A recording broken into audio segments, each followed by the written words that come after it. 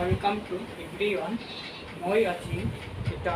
গুৰুত্বপূৰ্ণ বিষয়ত আলোচনা কৰিবলৈ ওলাইছোঁ। এই গুৰুত্বপূৰ্ণ আলোচনাৰ বিষয়টো হ'ল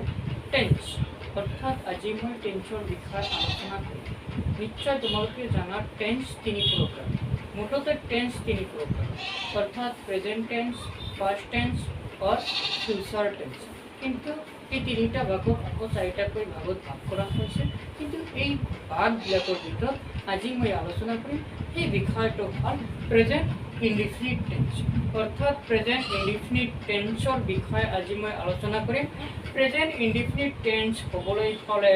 প্ৰেজেন্ট ইনডিফিনিট টেন্সৰ সূত্ৰমতে দিয়া আছে subject plus verb one plus object হ'ব লাগিব। অর্থাৎ এই তিনিটা বস্তু থাকিলেহে প্রেজেন্ট ইনডিফিনিট টেন্স হ'ব। কিন্তু প্রেজেন্ট ইনডিফিনিট টেন্স হ'বলৈ হ'লে 11টা কন্ডিশন বা চৰ্তৰ ওপৰত ভিত্তি কৰি কি কৰিব পাৰি, ইয়াৰ প্ৰয়োগ কৰিব পাৰি। কিন্তু সেই 11টা চৰ্তৰ ভিতৰত আমি আজি এটা চৰ্তৰ ওপৰত কি কৰিম, ভিত্তি কৰি আলোচনা কৰিম। অৰ্থাৎ প্ৰেজেন্ট ইনডিফিনিট টেন্সৰ বিষয়ে যেতিয়া আলোচনা কৰিম তেতিয়া এটা কথা মনত ৰাখিব লাগিব। সেই কথাটো হ'ল যে আমি জানো যে প্ৰেজেন্ট ইনডিফিনিট টেন্সত ভাৰ্বৰ লগত এছ বা ইএছ যোগ হয়। কেতিয়াবা ভাৰ্বৰ লগত এছ বা ইএছ সেইটো সাবজেক্টৰ ওপৰত ভিত্তি কৰি যোগ নহ'ব পাৰে। অৰ্থাৎ প্ৰেজেন্ট ইনডিফিনিট টেন্সৰ গঠন প্ৰণালীৰ মতে সাবজেক্ট হ'ব লাগিব, ভাৰ্ব হ'ব লাগিব আৰু অবজেক্ট হ'ব লাগিব। কিন্তু তাত এটা নিয়ম প্ৰযোজ্য থাকিব লাগিব। সেই নিয়মটো হ'ল থাৰ্ড পাৰ্চন সিঙ্গুলাৰ নাম্বাৰ যদি হয় তেনেহ'লে ভাৰ্বৰ লগত হয় এছ যোগ হ'ব, নহ'লে ইএছ যোগ হ'ব। কিন্তু বেছি সংখ্যক ভাৰ্বৰ লগতে এছ যোগ হয়। কিন্তু ভাৰ্বৰ ওপৰত ভিত্তি কৰি সাবজেক্টৰ ওপৰত ভিত্তি কৰি এছ বা ইএছ আহি যায়। কিন্তু এছ হ'বনে নহ'ব, ইএছ হ'ব সেইটো ভিত্তি কৰিব ভাৰ্বৰ ওপৰত। অৰ্থাৎ ইএস যোগ কৰিবৰ কাৰণে 7টা গুৰুত্বপূৰ্ণ বিষয় পয়েন্টৰ ওপৰত কি কৰিব লাগে, ভিত্তি কৰিব লাগে। অৰ্থাৎ 7টা গুৰুত্বপূৰ্ণ সেই 7টা গুৰুত্বপূৰ্ণ পয়েন্ট কেইটা হ'ল বা মূল বস্তুখিনি হ'ল ভাৰ্বৰ শেষৰ আখৰ যদি অ হয় তেনেহ'লে ভাৰ্বৰ লগত এছ বা ইএছ যোগ হয়। আৰু ভাৰ্বৰ শেষৰ আখৰ যদি অনলি এছ হয় তেনেহ'লে ভাৰ্বৰ লগত এছ বা ইএছ যোগ হয়। আকৌ ভাৰ্বৰ শেষৰ আখৰ যদি অনলি এছ এইচ হয়, এছ এইচ হয় তেনেহ'লে কি কৰিব লাগিব, ভাৰ্বৰ লগত এছ বা অনলি ইএছ যোগ কৰি দিব লাগিব। অৰ্থাৎ ভাৰ্বৰ শেষৰ আখৰ যদি এছ এইচ হয় তেনেহ'লে ইএছ যোগ কৰিব লাগিব। ভাৰ্বৰ শেষৰ আখৰ যদি চি এইচ হয় ইএছ যোগ কৰিব লাগিব। ভাৰ্বৰ শেষৰ আখৰ যদি এক্স হয় ইএছ যোগ কৰিব লাগিব। ভাৰ্বৰ শেষৰ আখৰ যদি টি এইচ হয় তেনেহ'লে ইএছ যোগ কৰিব লাগে। অৰ্থাৎ সেইটো সাবজেক্টৰ ওপৰত ভিত্তি কৰিব। সেই সাবজেক্টবিলাক হ'ব হি, সি, ইট, নাউন যেনেকুৱা ৰহিম। আৰু একবচন সাবজেক্ট হ'লে কি কৰিব লাগে, ভাৰ্বৰ লগত এছ বা ইএছ যোগ কৰিব লাগে। কিন্তু যিবিলাক ভাৰ্বৰ শেষৰ আখৰ অ নহয়, ভাৰ্বৰ শেষৰ আখৰ চি এইচ নহয়, ভাৰ্বৰ শেষৰ আখৰ এছ এইচ নহয়, ভাৰ্বৰ শেষৰ আখৰ এছ নহয়, ভাৰ্বৰ শেষৰ আখৰ ডবল এছ নহয়, ভাৰ্বৰ শেষৰ আখৰ টি এইচ নহয়, তেনেকুৱা ভাৰ্ববিলাকৰ লগত কি কৰিব লাগে, অনলি এছ যোগ কৰিব লাগে। আৰু যদি এই 7টা পয়েন্ট যে কোৱা হয় এই 7টা পয়েন্টৰ যদি উল্লেখ থাকে ভাৰ্বৰ শেষৰ আখৰ হিচাপে তেনেহ'লে আমি ইএছ যোগ কৰিব লাগিব। এইটো একেবাৰে ফিক্সড বুলি ক'ব পাৰি। অৰ্থাৎ ইএছ যোগ কৰিবই লাগিব। তাত যদি এছ যোগ কৰি দিয়া ডাইৰেক্টলি ভুল হ'ব। অৰ্থাৎ আজি কিন্তু মই অর্থাৎ কন্ডিশন 1 বা চর্ত 1 হে আলোচনা করি। কিন্তু চর্ত 1ত লিখা আছে একেবারে স্পষ্টভাবে বোর্ডত যোৱা একেবাৰে প্ৰথমে লিখা আছে প্ৰেজেন্ট ইনডিফিনিট টেন্সৰ সূত্ৰ। সাবজেক্ট হ'ব লাগিব, ভাৰ্ব হ'ব লাগিব আৰু অবজেক্ট হ'ব লাগিব। আৰু কন্ডিশন দিয়া আছে, চৰ্ত দিয়া আছে। অৰ্থাৎ কন্ডিশন 1 অৰ চৰ্ত 1 বৰ্তমান সময়ৰ সদায় হোৱা বা দৈনন্দিন জীৱনত ঘটা ঘটনাসমূহ প্ৰকাশ কৰিবলৈ প্ৰেজেন্ট ইনডিফিনিট টেন্সৰ ব্যৱহাৰ কৰা হয়। অৰ্থাৎ এই চৰ্তৰ ওপৰত ভিত্তি কৰিহে আমি কি কৰিব পাৰোঁ, এক্সাম্পল দিব পাৰোঁ। অৰ্থাৎ ইয়াত যি চৰ্ত লিখা আছে অৰ্থাৎ বৰ্তমান সময়ত যিবিলাক কাম কাজ হৈ আছে, যিবিলাক ঘটনা ঘটি আছে সেই কাৰ্যখিনি প্ৰকাশ কৰিবৰ কাৰণে কি কৰিব পাৰি প্ৰেজেন্ট ইনডিফিনিট টেন্সৰ কি কৰিব পাৰা ব্যৱহাৰ কৰিব পাৰা তেনেহ'লে এই চৰ্তৰ ওপৰত বা কণ্ডিশ্যনৰ ওপৰত ভিত্তি কৰি মই আজি তোমালোকৰ ওচৰত 4টা উদাহৰণ দাঙি ধৰিম তোমালোকে ধৰিবৰ কাৰণে চেষ্টা কৰিব যে কেনেকৈ হয় এক্সাম্পল 1 অৰ্থাৎ example 1 Rahim E hall subject verb hall go to school at 9 sentence এটা লিখা সম্পূর্ণ হওয়ার লগে লগে কি কৰিব লাগে ফুল স্টপ দিব লাগে অৰ্থাৎ Rahim go to school at 9 এই সেন্টেন্সটোৰ মিনিংটো শুনি লোৱা যে দৈনন্দিন জীৱনৰ কাৰ্য হয় নে বৰ্তমান সময়ৰ কাৰ্য হয় অৰ্থাৎ Rahim go to school at 9 ৰহিমে 9 বজাত স্কুললৈ যায় তেনেহ'লে এইটো দৈনন্দিন জীৱনৰ এটা কাৰ্য হয় বা ঘটনা হয় বা বৰ্তমান সময়ৰ সদায় হোৱা এটা কাৰ্য হয় তাৰ কাৰণে ইয়াক আমি কি কৰিব পাৰোঁ প্ৰেজেন্ট ইনডিফিনিট টেন্স হিচাপে ব্যৱহাৰ কৰিব পাৰোঁ কিন্তু ইয়াত সাবজেক্ট হিচাপে দিয়া আছে ৰহিম কি হ'ল সাবজেক্ট ইয়াত সাবজেক্ট দিয়া আছে ৰহিম সাবজেক্ট ভাৰ্ব গো আৰু অবজেক্টৰ পৰা গোটেইখিনি অবজেক্ট ধৰিব তেনেহ'লে সাবজেক্ট এক ভাৰ্ব আৰু অবজেক্ট দিয়া আছে কিন্তু যিবিলাক নিয়ম দিয়া আছে আকৌ এবাৰ মই কৈ দিম subject he she it noun আৰু একবচন হ'লে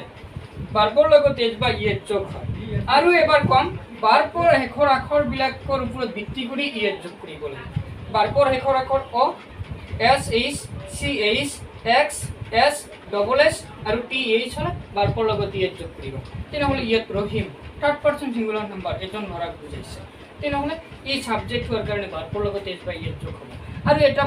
কথা লক্ষ্য কৰিব লাগিব মনত ৰাখিব লাগিব ইয়াত ভাৰ্বৰ শেষৰ আখৰ কি আছে ও আছে তেনেহ'লে ভাৰ্বৰ লগত এজ বা ইয়েত যোগ হ'ব third person singular number plus ভাৰ্বৰ লগত কি কৰিব লাগিব ইএছ প্লাছ কৰি দিব লাগিব তেনেহ'লে ইয়াত এনেদৰে লিখিব পাৰা ৰহিম সাবজেক্ট হিচাপে আছিল ৰহিমেই লিখিব লাগিব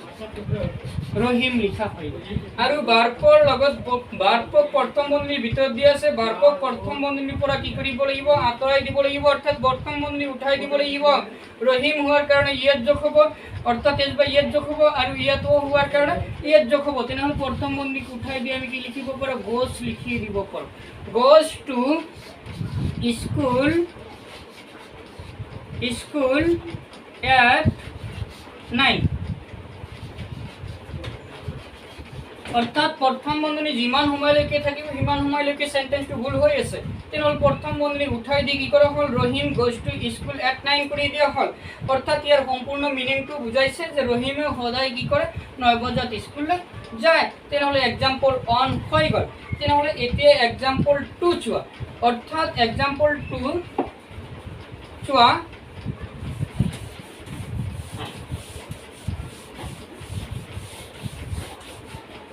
Example 2 I pray every morning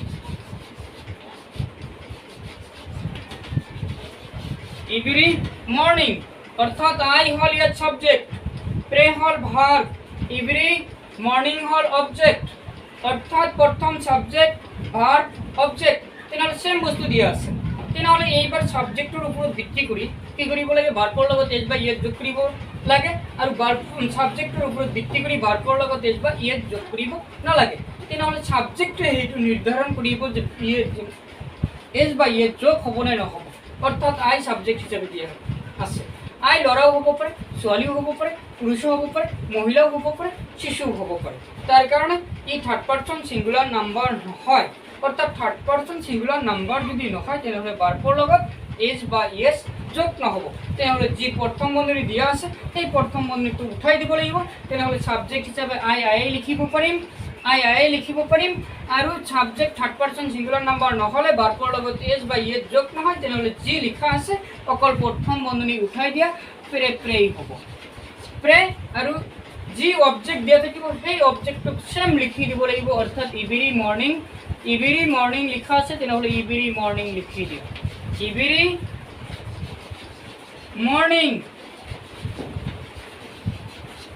morning লিখা হৈ গ'ল অৰ্থাৎ আই প্ৰে এভৰি মৰ্নিং মই প্ৰত্যেক ৰাতিপুৱা কি কৰা প্ৰাৰ্থনা কৰোঁ তেনেহ'লে প্ৰত্যেক দিন প্ৰাৰ্থনা কৰা এটা বৰ্তমানৰ বা দৈনন্দিন জীৱনৰ কাৰ্য বুলি ক'ব পাৰোঁ তেনেহ'লে ই প্ৰেজেণ্ট ইয়াক কি কৰা হৈছে প্ৰেজেণ্ট ইনডিফিনিট টেন্সত কি কৰা হৈছে ব্যৱহাৰ কৰা হৈছে তেনেহ'লে প্ৰেজেণ্ট ইনডিফিনিট টেন্সৰ এই চৰ্তৰ ওপৰত ভিত্তি কৰি উদাহৰণবিলাক হৈ আছে তেনেহ'লে এক্সাম্পল 3 চোৱা एग्जाम्पल 2 হৈ গল example 3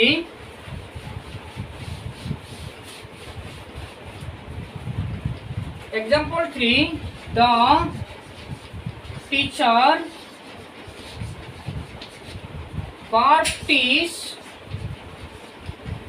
teach the students in the class full stop দিয়াৰ পিছত যেটো ইয়াত লিখা আছে the teacher teach verb the students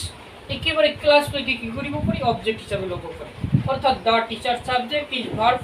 আৰু অবজেক্ট তেনেহ'লে the teacher অৰ্থাৎ শিক্ষককে বুজাইছে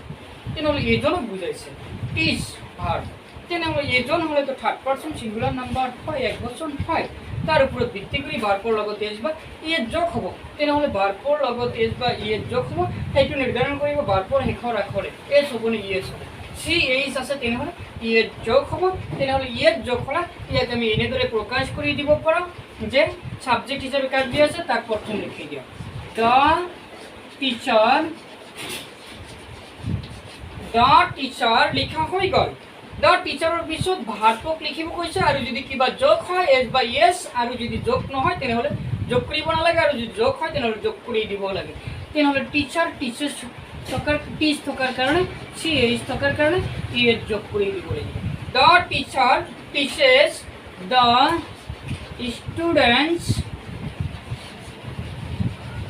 students in the class full stop অর্থাৎ শিক্ষকের চিরুনি ছাত্র ছাত্রীক শিক্ষায় বলে কি করলে প্রমাণ করলে তেনেহ'লে এই কাৰ্যটো কি কৰিব লাগে এজন শিক্ষকে ডেইলি কি কৰিব লাগে চিৰনিত শিকাব লাগে তাৰ কাৰণে ই বৰ্তমান জীৱনত বা বৰ্তমান সময়ত বা বৰ্তমানত কি কৰিব লাগে দৈনন্দিন জীৱনত এই কাৰ্যবিলাক কৰিব লাগে তেনেহ'লে এই উদাহৰণটো কি হয় অৰ্থাৎ প্ৰেজেণ্ট ইনডিফিনিট টেন্সৰ চৰ্ত 1ৰ ভিতৰত পৰে তেনেহ'লে এনেকুৱা কাৰ্য প্ৰকাশ কৰিবৰ কাৰণে কি কৰিব লাগে প্ৰেজেণ্ট ইনডিফিনিট টেন্সৰ ব্যৱহাৰ কৰিব লাগে অৰ্থাৎ প্ৰেজেণ্ট ইনডিফিনিট টেন্সৰ প্ৰথম যি চৰ্ত লিখা থাকিব আৰু সেই সেন্টেন্সৰ মিনিঙৰ ওপৰত ভিত্তি কৰি তোমালোকে কি কৰিবা টেন্সৰ প্ৰয়োগ কৰিবা তেনেহ'লে ভুল নহ'ব আৰু যদি মিনিং ধৰিব নোৱাৰা আৰু যদি কি টেন্সত আছে এইটো ধৰিব নোৱাৰা তেনেহ'লে কিন্তু টেন্স ভুল হৈ যাব সেইকাৰণে আমি টেন্স শুদ্ধ কৰোঁতে সদায় কি কৰিব লাগে সেই সেন্টেন্সৰ ওপৰত লক্ষ্য ৰাখিব লাগিব যে চকু ৰাখিব লাগিব যে ইয়াত প্ৰথমে সাবজেক্ট লিখিব লাগে তাৰপিছত ভাৰ্ব লিখিব লাগে তাৰপিছত অবজেক্ট লিখিব লাগে কিন্তু সাবজেক্টৰ ওপৰত ভিত্তি কৰি ভাৰ্বৰ লগত এজ বা ইয়েছ হয় আৰু সাবজেক্টৰ ওপৰত ভিত্তি কৰি ভাৰ্বৰ লগত এজ বা ইয়েছ নহয় আৰু ভাৰ্বৰ ওপৰত ভিত্তি কৰি ভাৰ্বৰ শেষৰ আখৰৰ ওপৰত ভিত্তি কৰি ভাৰ্বৰ লগত ইয়েছ যোগ কৰিব লাগে সেই 7টা যি ভাৰ্ব পয়েন্ট দিয়া আছে সেই 7টা পয়েন্ট মই আকৌ ক'ম তোমালোকে আকৌ ভালদৰে শুনি ল'বা ভাৰ্বৰ শেষৰ আখৰ যদি ক হয় ইয়েছ যোগ হ'ব ভাৰ্বৰ শেষৰ আখৰ যদি অনলি এছ হয় ইয়েছ যোগ হ'ব ভাৰ্বৰ শেষৰ আখৰ যদি ডবল এছ হয় তেনেহ'লে ইয়েছ যোগ হ'ব ভাৰ্বৰ শেষৰ আখৰ যদি চি এইচ হয় ইয়েছ যোগ হ'ব ভাৰ্বৰ শেষৰ আখৰ যদি এছ এইচ হয় ইয়েছ যোগ হ'ব ভাৰ্বৰ শেষৰ আখৰ যদি এক্স হয় ইয়েছ যোগ হ'ব ভাৰ্বৰ শেষৰ আখৰ যদি টি এইচ হয় ইয়েছ যোগ হ'ব থেংক ইউ আজি ইমানেই